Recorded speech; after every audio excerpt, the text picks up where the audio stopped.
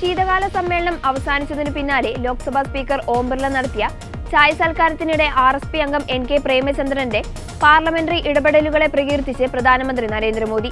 പ്രേമചന്ദ്രനെ പോലെയുള്ളവരുടെ ഇടപെടലുകൾ മറ്റുള്ളവർ മാതൃകയാക്കണമെന്ന് പ്രധാനമന്ത്രി പറഞ്ഞു. വയനാടിനെക്കുറിച്ച് പ്രിയങ്ക ഗാന്ധി MPയോടും മോദി കുശലാന്വേഷണം നടത്തി. താൻ മലയാളം പഠിച്ചുകൊണ്ടിരിക്കുകയാണെന്ന് ചിരിച്ചുകൊണ്ട് പ്രിയങ്ക മറുപടി നൽകി. മന്ത്രിമാരായ രാജ്നാഥ് സിംഗ്, കെ രാംമോഹൻ നായിഡു, രാജീവ് രഞ്ജൻ സിംഗ്, ചിരാഗ് പാസ്വാൻ, പ്രഹ്ലാദൻ ജോഷി എന്നിവരും പങ്കെടുത്തു. ചർച്ചകളിൽ കൃത്യമായ തയ്യാറെടുപ്പുകളോടെയാണ് പ്രേമചന്ദ്രനെ പോലുള്ള ചില അംഗങ്ങൾ ഇടപെടുന്നതെന്നായിരുന്നു പ്രധാനമന്ത്രിയുടെ അഭിനന്ദനം. അതേസമയം ബില്ലുകൾ തിരക്കിട്ട് പാസാക്കുന്ന രീതി ശരിയല്ലെന്ന് പ്രേമചന്ദ്രൻ ഓർമ്മിപ്പിച്ചു. തൊഴിലുറപ്പ് പദ്ധതിക്ക് പകരം കൊണ്ടുവന്ന ബില്ലിന്റെയും ആണവോർജ്ജ ബില്ലിന്റെയും കാര്യങ്ങൾ അദ്ദേഹം ചൂണ്ടിക്കാട്ടി. ഇത്തവണ ചർച്ചയ്ക്ക് സമയം ഇഷ്ടം പോലെ അനുവദിച്ചല്ലോ എന്ന് സ്പീക്കർ ഓം ബിർള പറഞ്ഞു.